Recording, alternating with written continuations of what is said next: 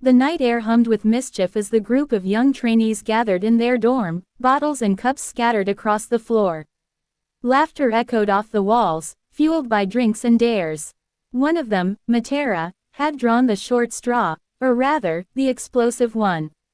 Matera got it. Someone crowed triumphantly into the starry sky outside their building. Back inside, Matera's friend clapped him on the shoulder, eyes sparkling with reckless excitement. I don't care what the penalty is. I'll do it, bring it on. The circle tightened. A slip of paper was pulled from a container with dramatic flair. The punishment is. A dramatic pause. Then the words spilled out, and the room exploded into chaos. Chills. Matera stared at the paper in horror, face paling. What is it? What is it? He repeated, voice cracking. Hey, read it out loud. One of the others demanded. His hands trembled as he clutched the slip. The others crowded closer, some still sipping drinks, others leaning in with wicked grins. The punishment: send obscene letters to your instructor in charge, without being detected. 1 letter a day, for a month. Matera's soul left his body. A different one. I'll do 2, just give me 2 different ones. He begged, voice rising into panic. I can't do this, even if it kills me. Give me a different one. The group howled with laughter. Meanwhile, in the cool night breeze by an open window, the enigmatic instructor Yael sat perched like a shadow, legs crossed, staring out at the stars. A faint smile played on his lips. Oh, Yael, someone had called earlier in jest. He simply exhaled, amused. Back with the group, the bets flew fast and furious. Now then, shall we start a new round of bets? One trainee announced, pencil hovering over paper. How long before this guy gets caught? I say 3 days. Put me down for immediately. Tomorrow. You really think he'd be so lax about this when his life is on the line? Put me down for 1 week. You heartless bastards. Matera wailed. Yael, overhearing the frenzy from afar, tapped his chin thoughtfully. I'll say 1 month. The others stared at him in disbelief. 1 month? Are you for real? You really think this guy isn't going to get caught by that monster instructor for a whole month? Yael shrugged with a sly smile. Haha, I dunno, I don't really know what kind of person that instructor is. And besides, at least one of his colleagues should wish him good luck, don't you think? You got this. The group roared, pouring another round. Come to think of it, that guy hasn't lost yet, has he? All right, tonight we're going to see Yael totally collapse. Pour another round. You're dead today, Tilda. Yael smirked at the betting sheet. Yael, 1 month. Tisk, tisk, you'll be throwing away your money. Someone draped an arm around his shoulders. But how come this guy never gets any of the punishments? Hey, let's all aim to get this guy the penalty this time. The next morning brought brutal consequences. In the lecture hall, several trainees slumped over their desks, nursing savage hangovers. I want to die, one groaned. This hangover. Instructor Sawayan, tall, silver-haired, and radiating icy authority, stood at the front, textbook in hand. The class straightened nervously under his gaze. Why did we have to have Instructor Sawayan as the first instructor for the lecture this morning? The hungover trainees whispered in despair. Sawayan's sharp eyes swept over them. At least there's one of you who looks able-bodied today.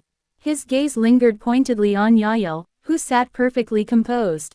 Perfectly fine, Tilda. One trainee muttered, monster, you drank the most out of all of us, before suppressing a burp. Sawayan opened his book. Let's begin the lecture. The topic shifted to the Academy's deeper lore, the ancient conflict between the serpent race and the avian race. Dramatic illustrations filled the air, clashing warriors, massive serpents, and winged figures locked in brutal combat. During the last lecture, we discussed the relationship between the serpent race and the avian race, and the serpent-avian war that lasted for over 600 years. The images were visceral, feathers scattering like snow, swords flashing, blood staining ancient battlefields. This war ended 15 years ago with the signing of a peace agreement between the two races. Both countries agreed to work together to ensure that everyone could prosper and live in peace. But there is still debate on the best method to achieve that. The trainees sat in stunned silence, the weight of history pressing down on them. As the lecture continued, Sawayan's piercing stare swept the room once more. A few students exchanged nervous glances. We're caught. He knows. The tension was thick enough to cut with a blade. Matera, somewhere in the back, probably felt his month-long sentence looming like a guillotine. Matera sat hunched over his desk, sweat beading on his forehead as he clutched the pen like a lifeline. The first, obscene, letter was supposed to be daring, risky, and filthy. Instead, his trembling hand produced something far softer. I find it hard to fall asleep because of my longing for you, instructor. But I will not hope or expect anything, just for us to stay like this. I just want you to know that there is a lowly soul who loves you very much. Asterisk. He stared at the paper in disbelief. Hey, how the hell is this a naughty letter? This is a love letter. The others howled when he showed them. Then you guys write it. Matera snapped, wiping cold sweat from his brow. Do you have any idea how scary this is to write? Still, the letter was sent. And somehow, nothing happened. In class the next day, Matera leaned back in his chair with a smug, exhausted grin. Anyway, I survived today. So everyone who said I was going to get caught on the first day lost the bet. The payout was going up. Yael stood quietly by the window during a break, watching the world outside. Oh, his sharp eyes caught something. Someone, watching him. Their gazes met again across the distance. Later, under the shade of thick trees, two trainees sat together, whispering. That guy makes me a little uncomfortable, one admitted. It feels like he can see right through me. Really? Well, he looks at me pretty often. No, I'm not saying that I see him alone. Wait, he does. The conversation turned to the instructors. I guess Instructor Sawayan was watching us from the instructor's office, one said, bowing his head slightly toward the distant window where a silver-haired figure had been standing. The rumors flew. Now that I think about it, I hear that instructor has 6 wings. Having just 4 wings is enough to make him a general, so it's pretty surprising to hear that he has 6. A majestic, ethereal image flashed in their minds. Sawayan with vast white wings glowing against the light, powerful and otherworldly. It's surprising because he looks so thin and not strong at all, huh? It is. Yet the truth was darker. In a brutal flashback, they recalled the cost of war, blood-soaked feathers, torn wings, and agony. One of Sawayan's left wings had been violently ripped away during the Serpent-Avian conflict. Now he carried only 5, and sometimes massaged his left arm when the old joint stiffened. Back under the trees, the 2 young men continued their hushed talk. That doesn't really happen to me. Did you do something to offend him? Don't think so. Aren't you worried at all? Well, I didn't really do anything wrong, and it's not like it just started yesterday or today, so. The black-haired trainee leaned against the tree trunk, calm and composed. His friend stared at him, wide-eyed. Dude, seriously. Yael eventually joined the conversation, unfazed. When asked what interested him, he gave a small smile. Me, haha, is that how I seem? He tilted his head thoughtfully. I'm enjoying everything we're doing here. Training is fun, learning is fun, and the free time we have here is fun as well.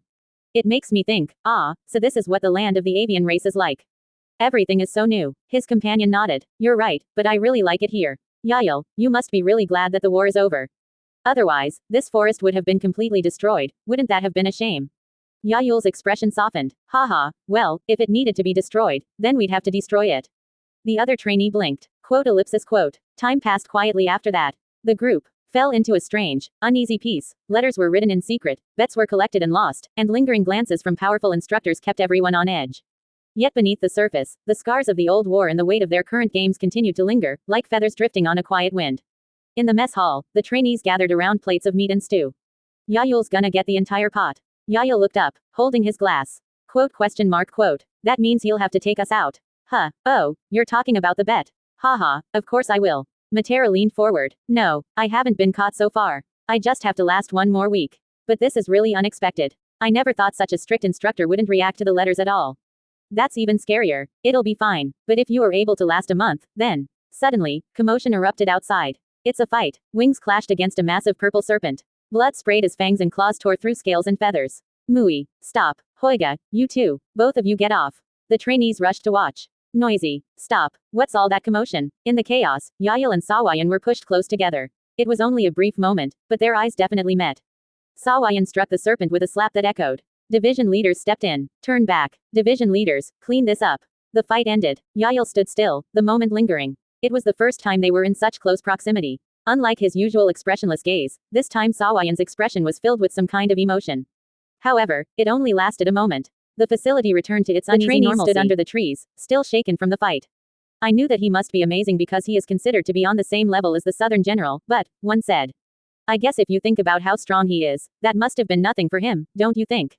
Another replied. So that's how he's been looking at me all this time. Instructor Sawayan looked at you. Why? The black-haired trainee stared into the distance. I wonder why. As their punishment for creating a disturbance that day, both of them were imprisoned for 3 months and additionally penalized 15 points each. And even if they were to work hard for their entire lives, they will not be able to be promoted above the rank of commissioner. Furthermore, their immediate family members were also restricted from promotion due to the law of joint involvement. After such harsh punishment was handed down, the training facility had no more fighting in true forms due to personal reasons. Another one of those letters came. Instructor Sawayan. The staff examined the envelope. I've been in the office since early this morning. I think it was left while I went to the bathroom earlier. Haha, I wonder who it is. Whoever it is, they must be really shy. But who do you think it is? Do you have any idea? I'm not sure.